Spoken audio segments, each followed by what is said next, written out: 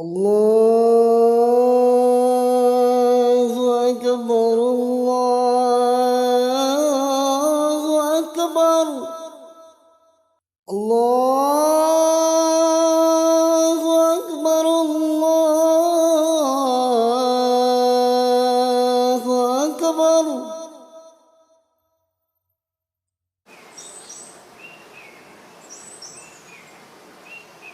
Tidak ada yang lebih pasti dari kematian, tapi anehnya, kita hidup seolah-olah tidak akan mati, padahal setiap napas yang keluar adalah satu langkah lebih dekat menuju sujud terakhir kita di bumi ini. Rasulullah bersabda, "Perbanyaklah mengingat penghancur segala kenikmatan, kematian." Syair Tirmizi. Malam ini, mari kita merenung bersama tentang makna hidup dan apa yang akan kita bawa saat mata kita tertutup untuk terakhir kalinya.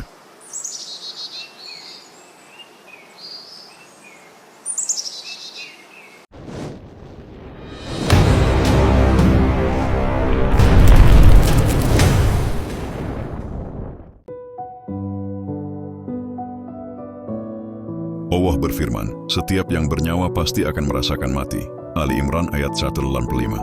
Dunia hanyalah persinggahan sementara, tapi kita sering terperangkap dalam ilusi bahwa dunia adalah segalanya.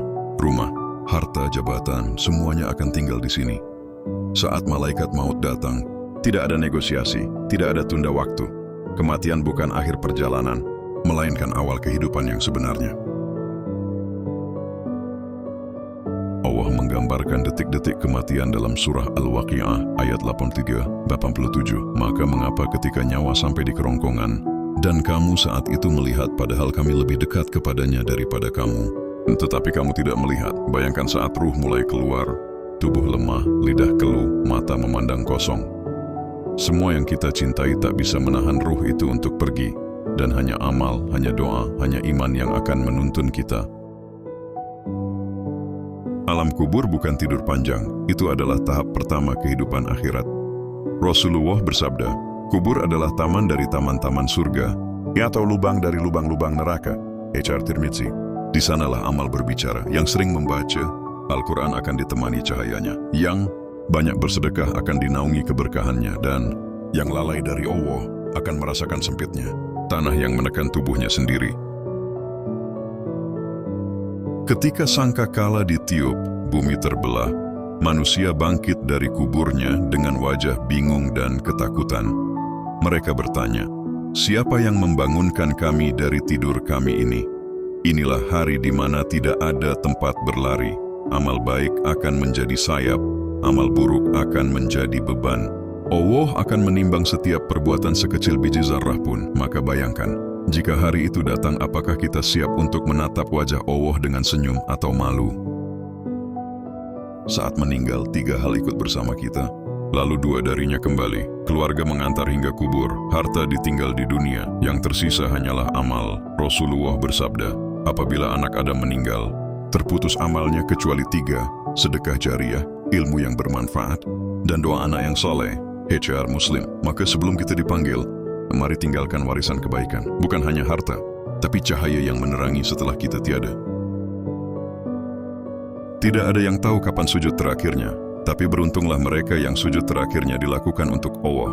Banyak orang meninggal dalam tidur, tapi ada yang meninggal dalam sujud. Itulah tanda cinta Allah.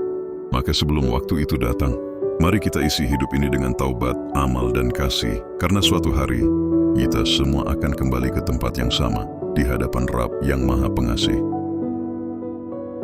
Setiap hari kita menyaksikan kehidupan yang datang dan pergi. Ada yang lahir, ada yang pulang. Tapi jarang sekali kita bertanya, apa yang terjadi setelah mata ini terpejam untuk terakhir kalinya? Kematian bukan akhir, melainkan gerbang menuju keabadian. Allah berfirman, dan tiadalah kehidupan dunia ini melainkan permainan dan senda gurau. Sedangkan negeri akhirat, itulah kehidupan yang sebenarnya. QS Al-Ankabut 64. Malam ini, mari kita menapaki perjalanan ruh dari dunia yang fana menuju kehidupan yang abadi. Malaikat maut tidak pernah datang lebih cepat, tidak juga terlambat. Ia datang sesuai takdir yang sudah tertulis bahkan sebelum kita lahir. Ketika saat itu tiba, dunia terasa hening. Pandangan mata menatap jauh ke arah yang tak terlihat. Rasulullah bersabda, "Sesungguhnya ruh orang mukmin akan keluar dengan lembut, seperti tetesan air dari mulut kendi, dan ruh orang kafir dicabut seperti besi yang diseret dari wol basah." Hajar Ahmad.